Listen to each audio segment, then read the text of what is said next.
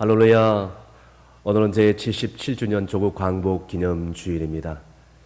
1910년 한일 합방으로부터 시작해서 1945년 조국 광복이 되기까지 일제 36년의 잔혹한 식민지 통치에서 해방되었던 그런 날인데 얼마나 큰 감격이요, 큰 축복이 아니고 뭐겠습니까? 그런데 오늘 우리나라를 바라볼 때 여전히 남과 북이 분단되어 있고, 남한은 지역 간, 계층 간, 세대 간, 노사 간에 계속해서 분쟁과 갈등이 되풀이되고 있습니다. 심지어는 이를 하나로 묶어줘야 될 정부와 교회마저도 끝까지 이해관계에 얽혀서 계속해서 이 분열과 고통을 거듭하고 있습니다. 더욱이 역대급 폭우와 폭염으로 인해서 수많은 사람들이 고통 가운데 탄식하고 있는 이때에 어디를 둘러봐도 희망이라는 단어를 찾아볼 수 없는 어두운 현실에 우리는 살아가고 있습니다.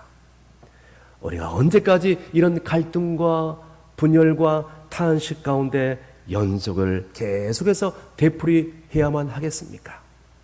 오늘 본문에 보니까 두 사람의 인물이 소개되고 있습니다.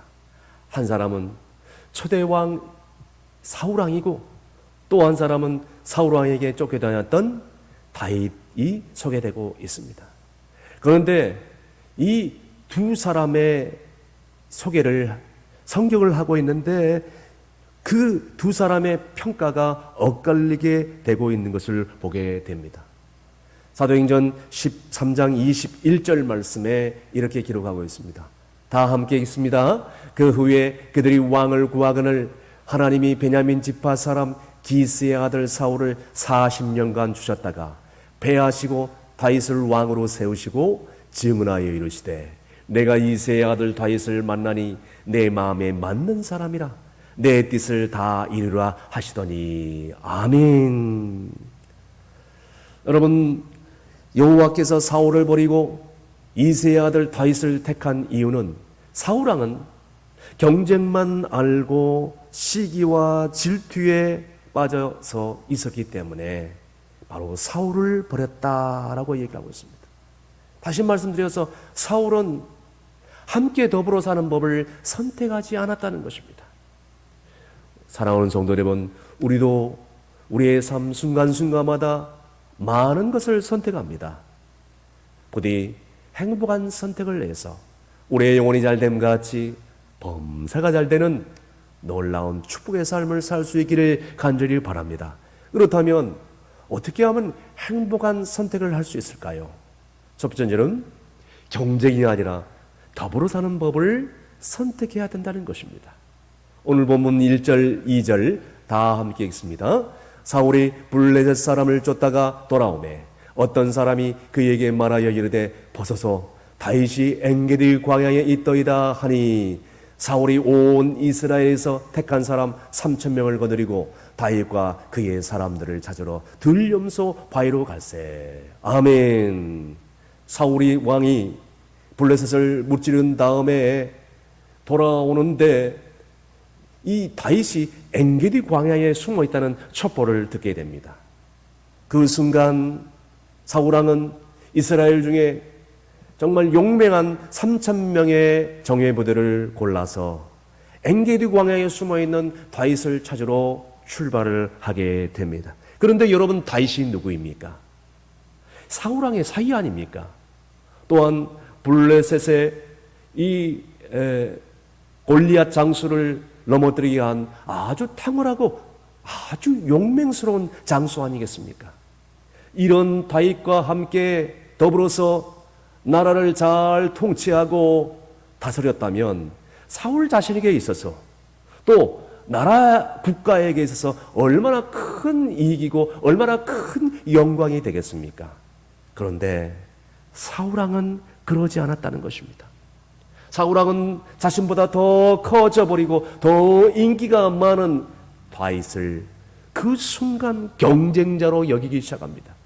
그래서 3,000명의 특수부대를 골라 다윗을 죽이겠다고 지금 쫓아가는 그런 장면이 오늘 본문에 소개되고 있습니다. 사랑하는 성도 여러분, 사울처럼 내 주변에 있는 모든 사람들을 경쟁자로 여긴다면, 내 주변에 있는 사람들을 더불어 함께 살지 못한다면 그것은 하나님의 마음에 합한 삶이 아닙니다. 하나님이 기뻐하지 않습니다. 그래서 옛 속담에 사촌이 땅을 사면 배가 아프다는 말이 있습니다. 왜 사촌이 땅을 사면 배가 아픈 줄 아십니까? 왜 그렇습니까? 경쟁의식 때문입니다. 나는 이런 사글세 방에 월세를 내면서 전전긍긍하면서 사는데 사촌은 50평 의리의리한 아파트를 사가지고 떵떵거리면서 살고 있다는 소식을 들은 겁니다. 그 순간 괜히 이유 없이 기분이 나빠지는 거예요. 그리고 스트레스를 받습니다. 밥을 먹어도 소화가 되지 않습니다. 소화불량에 걸리니 결국 배가 아파지기 시작했다는 것입니다. 그래서 사촌이 땅을 사면 배가 아프다는 말이 여기서 나오게 된 것입니다. 그런데 여러분 한번 생각해 보시길 바랍니다. 사촌이 땅을 사면 나에게 해가 되는 것이 무엇이겠습니까? 앞으로 나에게 잘 돼서 밥을 한 번이라도 더 사주면 더 사줄 것이고, 그 사촌이 내게 와서 도와달라고 손 내밀지 않으니까 그것도 감사하고, 그러니까 사촌이 땅을 사게 되면 오히려 박수를 쳐주고 축복을 해줘야 될 줄로 믿으시길 바랍니다. 그렇습니다. 경쟁의식은 그 사람의 몸과 마음을 피폐하게 만듭니다. 경쟁의식은 더 나아가서 가정과 교회 공동체, 사회 공동체를 파괴시키고 많은 어마어마한 정말 고통스러운 그런 일입니다. 그래서 경쟁의식을 가지고 살아가는 사람, 하나님이 싫어하십니다. 하나님이 기뻐하지 않습니다. 그래서 사무엘상 18장에 보니까 이 다윗이 블레셋과의 전쟁에서 승리를 거두고 승승장구하고 돌아오니까 각 도시에 있는 이 오빠 부대들이 다 모여서 그 여인들이 노래를 부르는데, 사울왕이 죽인 자는 천천히요, 다윗이 죽인 자는 만만히로다 하면서 다윗을 칭송하는 소리를 사울왕이 듣습니다. 그 순간 사울은 다윗을 향하여 경쟁심과 질투심으로 활 불타오르기 시작합니다. 그 결과 무엇이 되겠습니까? 사무엘상 18장 10절 말씀에 그 결과가 기록되고 있습니다. 다 함께 읽습니다. 그 이튿날 하나님께서 부르시는 악령이 사울에게 힘있게 내리매 그가 집안에서 정신없이 떠들어대므로 다윗이 팽을과 같이 손으로 수금을 타는데 그때에 사울의 손이 창이 있는지라. 아멘. 여기서 중요한 단어는 그 이튿날과 그 다음에 악령이라는 단어입니다.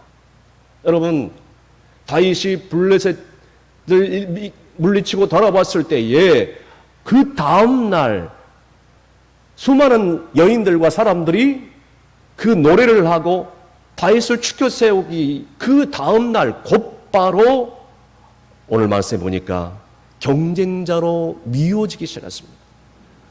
경쟁의 세계에 사로잡힌 것입니다. 그 결과 뭐가 임했다고요? 악령이 임한 것입니다. 악령이 임하니까 이제는 온정신이 되지 않습니다. 그 순간부터 몸도 망치고 마음도 상하게 버리고 이제는 제정신이 아닌 것입니다. 사랑하는 성도 여러분, 그렇습니다. 우리가 지금까지 살아가면서 정말 나에게 좋게 해주는 사람만 만나면 얼마나 좋겠습니까? 그러나 원치 않게도 나를 힘들게 하는 그런 원수 같은 사람들을 만나지 않겠습니까? 그런 사람들을 만날 때마다 그 사람을 미워하고 질투하고 시기하는 모든 사람, 여러분, 오늘 본문에 나와 있는 사울처럼 경쟁적으로 살려고 하는 그 사람, 그 순간부터 반드시 뭐가 틈타느냐? 사탄 마귀가 틈탈 수밖에 없다는 것입니다. 그러면은 여러분, 내가 사울왕처럼 점점 정신을 놓아버리고 미칠 수밖에 없다는 것입니다. 그러므로 여러분, 내가 경쟁하는 사람이 있습니까? 내가 미워하는 사람, 내가 시기하고 질투하는 사람이 있습니까? 아직까지도 그 사람을 용서하지 못한 사람이 있습니까? 그렇다면 이 시간에 내 마음을 내려놓고 하나님 앞에 이렇게 한번 기도해 보시겠습니까? 주여, 내 힘으로 그 사람 용서할 수가 없나이다. 주님, 그 사람을 사랑할 수 있도록, 그 사람을 용서할 수 있도록 내 마음을 주장하여 주시옵소서. 이렇게 살아계신 하나님께 은혜를 구할 수 있기를 간절히 바랍니다. 그래야 그 순간부터 내 마음이 평안해지고, 아멘, 내 육신의 건강이 치유함받고, 아멘, 내 가정이 편안해지고, 내가 속한 공동체가 새로워지고, 악령에 붙들려가지고 이리저리 시험 가운데 있는 자가 아니라 이제는 성령님께 붙들려 있는, 성령님이 원하시는 삶을 살게 될 줄로 믿으시길 바랍니다. 그러므로 경쟁심이 있거든, 시기 질투심이 있거든 다 던져버리고 함께 더불어 사는 법을 선택할 수 있는 지혜로운 하나님의 거룩한 백성들 다 되시기를 간절히 바랍니다. 두 번째는 어떻게 하면 행복한 선택을 할 수 있을까요? 하나님 앞에서 내가 해야 될 일을 선택하는 것입니다. 계속해서 본문 6절 말씀 다 함께 읽습니다. 자기 사람들에게 이르되 내가 손을 들어 여호와의 기름 부음을 받은 내 주를 치는 것은 여호와께서 금하시는 것이니 그는 여호와의 기름 부음을 받은 자가 됨이니라 하고, 아멘. 마침내 사울이 3,000명의 정예부대를 이끌고 엔게디 굴에 다윗이 숨어있는 은진서에 도착을 했습니다. 그런데 해필이면 그때 사울왕이 용변이 보고 싶은 거예요.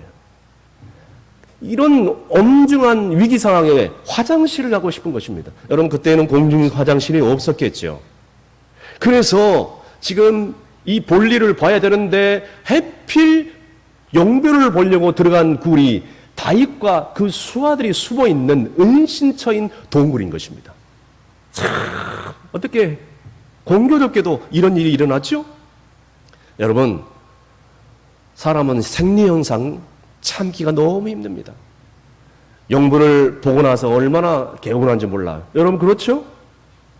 저만 그렇나요? 용변을 보고 나서 얼마나 좋은지 몰라요. 여러분, 이런 똑같은 상황이 여러분 가운데 주어진다면 어떻게 하겠습니까? 여러분에게 다윗과 같은 똑같은 그런 이 상황이 전개된다면 어떻게 하시겠습니까? 내 생명을 노리는 원수가, 나를 힘들게 하는 그 사람이 지금 이렇게 무방비로 무장해제하고 그 장소에 있습니다. 나는 그 원수에 대해서 어떻게 할 수도 있습니다. 자, 사울만 죽이면 다윗은 곧바로 왕이 되는 것이죠. 특별히 무엇보다도 하나님께서 다윗에게 그렇게 얘기했습니다. 다윗아, 사울 왕의 뒤를 이어 바로 왕이 될 것이다 라고 얘기를 한 것입니다. 여기서 다윗이 사울 왕을 죽여도 뭐라 할 사람은 아무도 없습니다. 특별히 주변에 있는 부하들이 100% 다윗 왕에게 이렇게 얘기를 합니다. 사울 왕을 죽이십시오. 사울 왕을 제거할 수 있는 절호의 기회를 하나님이 주셨습니다. 사울 왕을 죽여야 우리가 삽니다. 다윗이 고민이 많았을 거예요. 죽여야 되나? 죽이지 않으면 내가 죽는데. 저 원수 같은, 철천지 원수 같은 이 사울 왕, 내가 저 사람을 죽이지 않으면 내가 죽게 되는데. 고민이 많았을 것입니다. 그런데 다윗은 그러지 않았어요. 뭐라고 고백합니까? 여호와의 기름 부은 내 주를 치는 것이 여호와 하나님이 기뻐하시는 일이냐? 나는 절대로 그럴 수 없다. 할렐루야, 할렐루야. 사랑하는 성도 여러분, 지금 다윗은 사울을 죽여도 뭘 할 사람 아무도 없어요. 개인적으로 사울은 철천지 원수, 지금 나를 죽이려고 3,000 정예부대와 함께 쫓아다니고 있는 거예요. 여러분 국가적으로 생각해 보세요. 정신적으로 흐린 왕이 어떻게 나라를 다스릴 수 있겠습니까? 국위에도 아무런 이익이 되지 않습니다. 다윗이 사울을 제거해도 뭘 할 사람 아무도 없어요. 자, 그러나 다윗은 사울을 해하지 않았어. 더욱이 주변의 수하들에게 절대로 해하지 말라, 머리카락 하나도 손대지 말라 하면서 조용히 옷자락만 베고 동굴을 빠져나옵니다. 나중에 보니까 옷자락을 벤 걸로 인하여 말씀해 보니까 너무너무너무 이 옷자락 벤 것도 안타까워. 정말 양심에 찔리는 그런 심정을 다윗이 토로할 수밖에 없었던 것입니다. 여러분, 중요한 것이 있습니다. 사울은 어떤 사람이든 어떻게 나오든 다윗은 적어도 뭐라고 생각을 했느냐? 이 일은 사울은 그 사람의 일이고 나는 사울을 제거하는 것은 절대로 합당치 않다. 다시 말씀드려서 사울은 미쳐서 저렇게 날뛰면서 사람을 죽이려고 나를 죽이려고 이렇게 쫓아다니지만 그 사울은 그 사람의 일이고 나는 어찌 하나님이 원하지 않는 합당치 않는 일들을 내가 할 수 있으리까? 나는 내 일을 할 뿐 하나님이 원하시는 합당한 나의 도리를 하는 것, 그것이 바로 나의 소명이다라는 것을 깨달았다는 것을 절대로 잊지 마시길 바랍니다. 사랑하는 성도 여러분, 그런데 요즘 세상은 그렇지 않습니다. 눈에는 눈, 이에는 이, 이런 보복식의 대응법을 가지고 사는 사람들이 얼마나 많이 있는지 모릅니다. 세상 사람들이 불의한 방법으로 그리고 어리석은 선택을 하여 잘 맞고 잘 사니까 나도 어쩔 수 없이 그러지고 싶지는 않지만 다들 그렇게 사니까 다들 그 길을 가니까 다들 그것을 선택하니까 나는 어쩔 수 없이 그럴 수밖에 없었다라고 변명하고 합리화하는 것, 과연 하나님이 기뻐하실까요? 하지만 나는 하나님의 사람이고 하나님의 거룩한 백성이기에 나는 깨끗하고 거룩한 정직한 삶을 선택해야 되고 하나님의 거룩한 백성의 삶을 선택해야 되는 것, 바로 그것이 하나님께서 선택하신 백성들의 당연히 해야 될 도리이고 몫인 것을 잊지 마시길 바랍니다. 어떤 목사님이 유럽 한인교회에 한인 목회를 하러 떠나갔습니다. 이민 목회를 하러 가는 것입니다.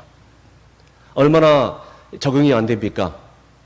아파트를 월세로 하나 임대를 받았습니다. 그런데 그 아파트 주민들이 텃세가 얼마나 심한지요. 목사님이 인사를 해도 인사를 받지 않습니다. 눈을 맞추지 않습니다. 어떤 사람들은 눈만 뻔히 쳐다봅니다. 그럴 것이 그 아파트에 사는 모든 사람들이 백인입니다. 유일하게 동양인은 이 목사님 한 분이었습니다. 아는 체를 하지 않습니다. 무시합니다. 뻔히 인사를 하면 쳐다보기만 합니다. 우리가 사는 동네는 백인들이 사는 동네야. 너는 동양인이잖아. 빨리 꺼져버려. 이런 투로 쳐다보는 것이죠. 그럼에도 불구하고 계속해서 사랑과 인사로 대하기 시작했습니다. 그 아파트에는 지하 주차장이 있었는데 지정 주차장이 있었습니다. 그런데 세상에 그 목사님이 파킹해둔 자동차 앞에 그 주민들이, 그 백인들이 담배 꽁초며 재떨이며 쓰레기들을 다 수북이 쏟아놓은 것이죠. 세상에 이럴 수가. 나중에 목사님이 차문 잠근 것을 잊어버리고 문도 안 잠고 가버렸어요. 그랬더니 그 다음날 와봤더니 차문을 열어보니까 의자에 쓰레기란 쓰레기는 수북이 쏘여져 있던 것입니다. 여러분, 열 받아요, 안 받아요? 열 받아요, 안 받아요? 만약에 여러분 같으면 어떻게 하시겠어요? 여러분 상상에 맡기겠습니다. 여러분, 목사님도 사람이잖아요. 속이 뒤집히고 열받고 정말 부글부글 끓어올렸는데 꾹 참고 변함없는 언행과 사랑과 인사로 그들을 변하게 대하기 시작했습니다. 왜냐하면 나는 하나님의 사람이고 특별히 하나님의 택한 백성이고 저들은 나를 싫어하고 저들은 불신자들이고 또 저들은 하나님을 모르는 자들이지만 어쩔 수 없이 나와 더불어 살아야 될 이웃이기에 나는 변함없이 웃으면서 계속 인사하며 사랑으로 대할 수밖에 없었던 것이죠. 이유는 이것밖에 없었어요. 여러분, 그런데 놀라지 마십시오.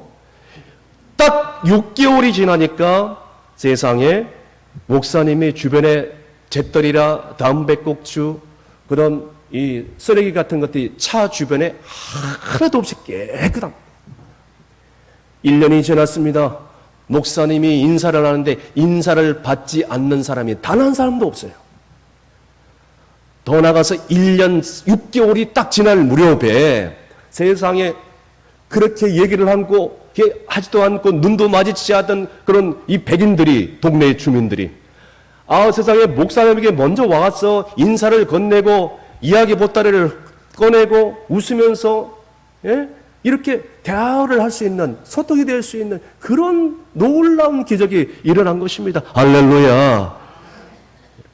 그리고 그분은요, 그 이후에 유럽을 떠나 본국 대한민국으로 돌아갈 때까지 너무나 그 사람들과 함께 행복하고 기쁜 더불어 사는 삶을 살고 귀국했다는 그런 얘기입니다. 사랑하는 성도 여러분, 만약에 목사님께서 그렇게 대했을 때에 자기 주변에 쓰레기를 비우거나 인사도 받지 않고 또 썰렁하게 그렇게 비아냥거리는 그런 백인들과 함께 그냥 똑같은 식으로 이에는 이, 눈에는 눈 같이 그렇게 갈등을 일으키고 분쟁을 일으키고 그렇게 살아왔다면 어떻게 됐을까요? 아마도 몹시 쓸쓸한 유럽 이민 생활이 됐을 것이고 아니면 얼마 못 살고 본국으로 이삿짐 싸고 못 버티고 돌아왔을 것이에요. 사랑하는 성도 여러분, 오늘 혹시 여러분 삶 가운데, 여러분 가정 가운데, 여러분 직장과 여러분 학교 가운데, 여러분 가까이 있는 주변의 이웃들 가운데 이런 사울 왕과 같은 힘들게 하고 고통스럽게 하는 사람들이 주변에 있습니까? 당신이 나에게 그렇게 갚아주니까 나도 똑같이 갚아주겠다 라고 이렇게 대응하며 살고 있지 않습니까? 그런 마음을 품고 있지 않습니까? 여러분, 설령 그 사람이 그렇게 나에게 안 좋게 되었을지라도 그 사람은 하나님의 사랑을 모르고 이웃 사랑을 모르기 때문에 그 사람은 그 사람의 일이고 나는 하나님의 자녀이고 하나님의 백성이고 하나님의 거룩한 주의 종이고 하나님 말씀을 따르는 사람들이기에 내가 마땅히 해야 될 것은 보복하고 같이 응대하는 것이 아니라 더 낮아지고 더 섬기고 더 겸손하고 이제는 순종할 수 있는 섬김의 삶을 살아야 될 줄로 믿으시길 바랍니다. 여러분, 하나님이 그것을 보신 겁니다. 하나님께서 다윗이 어떻게 나오는가 그것을 다 눈동자같이 지켜보시고 후에 이스라엘 왕으로 거룩하게 기름을 부어 세우신 것처럼 하나님께서는 오늘도 우리의 삶을 다 보시고 마침내 우리를 세워주시고 복주시고 우리의 생에 진정으로 행복한 삶을 살게 할 줄로 믿으시길 바랍니다. 마지막으로 현재보다 미래를 선택하는 삶이 정말 행복한 삶이라는 것을 알 수가 있습니다. 오늘 본문 7절 말씀 다 함께 읽습니다. 다윗이 이 말로 자기 사람들을 금하여 사울을 해하지 못하게 하니라. 사울이 일어나 굴에서 나가 자기 길을 가니라. 아멘. 다윗은 사울을 요즘 젊은이 말로 쿨하게 보내버렸어요. 아주 막 깨끗하죠. 뒤끝이 없이 보내버렸습니다. 오히려 부하들이 손 못 대게 아주 엄하게 명령을 내립니다. 그런데 생각을 바꿔서 만약에 이런 상황에서 다윗이 사울왕을 죽여버렸다. 그 소문이 온 백성들에게 퍼졌다. 그러면요, 아무리 다윗이 이스라엘 왕이 됐다 할지라도 다윗의 그 정통성에 나중에 누가 되는 거예요? 경력에, 이력에, 스펙에 누가 돼버려. 그것이 꼬리표처럼 줄줄줄 죽을 때까지 따라다닌 거야. 저 장인어른을 살해해가지고 왕이 되고 싶어서 말이지. 예? 그 왕자가 그렇게 탐이 나나? 아무리 장인어른이 미쳐가지고 죽이려고 해도 저렇게, 아니 저런 상황 가운데서 제거를 해? 이렇게 사람들이 수군거리면서 백성들이 이렇게 다윗의 그 왕권에 정면으로 도전할 수밖에 없었던 것입니다. 그런데 다윗은 눈앞에 보이는 큰 이익, 눈앞에 보이는 절호의 찬스, 사울 왕을 죽여도 주변의 수하들과 사람들이 아무 말도 얘기지 못하었다. 이 기회를, 이 큰 이익을 접습니다. 이 큰 시험을 이겨냈기 때문에 하나님께서는 역사상 다윗을 가장 거룩한 왕, 가장 정직한 왕, 가장 하나님 마음에 합한 왕으로 세워주신 줄로 믿으시길 바랍니다. 그래서 신명기 8장 16절 말씀에도 이런 말씀을 해주고 있습니다. 다 함께 큰 소리로 읽습니다. 내 조상들도 알지 못하던 만나를 광야에서 내게 먹이셨나니 이는 다 너를 낮추시며 너를 시험하사 마침내 내게 복을 주려 하심이니라. 아멘. 사랑하는 성도 여러분, 여기 보십시오. 하나님께서 우리에게 복을 내려주시기 전에, 하나님께서 우리에게 은혜를 주시기 전에 반드시 우리를 살짝 떠보십니다. 오늘 다윗을 사울왕을 통해서 떠보지 않았습니까? 여러분, 만약에 다윗이 사울왕을 제거했다면 나중에 하나님의 놀라운 은총을 입었을까요? 여러분이 알다시피 아브라함을 믿음의 조상으로 세우기 전에 이삭을 통해서 살짝 떠보지 않습니까? 뿐만 아닙니다. 요셉을 애굽 총리로 세우기 전에 주인의 아내 보디발 장군의 아내를 통해서 살짝 떠보지 않았습니까? 욥에게 갑절의 은혜를 주시기 전에 육신의 건강을 다 빼앗아가면서 가지고 있는 소유를 다 빼앗아가면서 살짝 떠보지 않았습니까? 하나님께서는 우리의 매 순간순간마다 시험을 주십니다. 그것은 우리를 망하게 하기 위해서, 우리를 저주하고 재앙을 내리기 위해서가 아닙니다. 방금 읽은 말씀대로 우리를 낮추시고 겸손하게 해서 더 많은 복을 주시려고. 할렐루야. 그러므로 여러분, 오늘 여러분들에게 많은 것들을 통해서 우리에게 시험을 주십니다. 꼭 기억해야 될 그런 중요한 말씀이죠. 어떤 사람들은 건강을 통해서, 어떤 사람들은 물질을 통해서, 어떤 사람들은 대인관계를 통해서, 어떤 사람들은 영적인 그런 문제를 통해서, 어떤 사람들은 이런저런 상황과 환경을 통해서 우리를 시험하고 있다는 것입니다. 그런데 여러분, 이러한 시험을 통해서 우리의 양심을 살짝 떠보는데, 그러므로 매일매일 우리의 삶의 선택의 순간이 다가올 때에 오늘 우리는 다윗처럼 경쟁이 아니라, 시기와 질투가 아니라, 모든 사람들, 심지어 나를 힘들게 하는 원수까지도 함께 더불어 사는 삶을 선택할 수 있기를 바랍니다.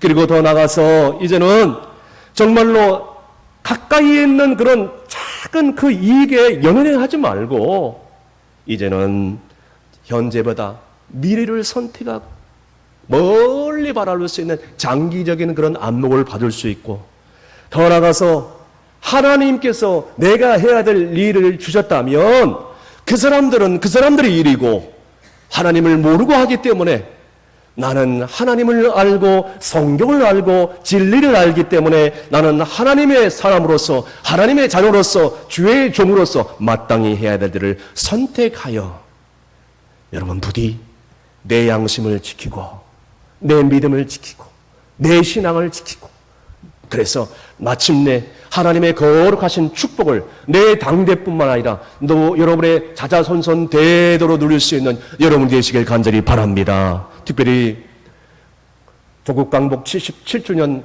기념주의를 맞이하면서 우리나라와 가장 가까운 나라, 그러면서 가장 먼 나라, 일본, 오늘도 독도는 우리 땅이라고 우겨대는 이 어리석은 민족, 우리 조상 대대로 경제적인 수탈을 했었고, 그리고 전쟁터에 끌려가서 고생하게 만들고, 더 나아가서 우리 할머니들 군종 위안부로 끌려가서 인생 다 망쳐버리게 만들고, 그리고 더 나아가서 기독교 정말 이 광복을 이끌었던 모든 크리스찬들, 시인들, 운동가들, 그리고 주의 종들 한순간에 다 저들의 만행으로 죽어갔지만, 그럼에도 불구하고 주의 사랑으로 우리는 어찌됐든 간에 일본 성계를 통해서 그래는 그들을 구원하고 그들을 치유하고 그들을 주의 사랑으로 강건할 때에 우리는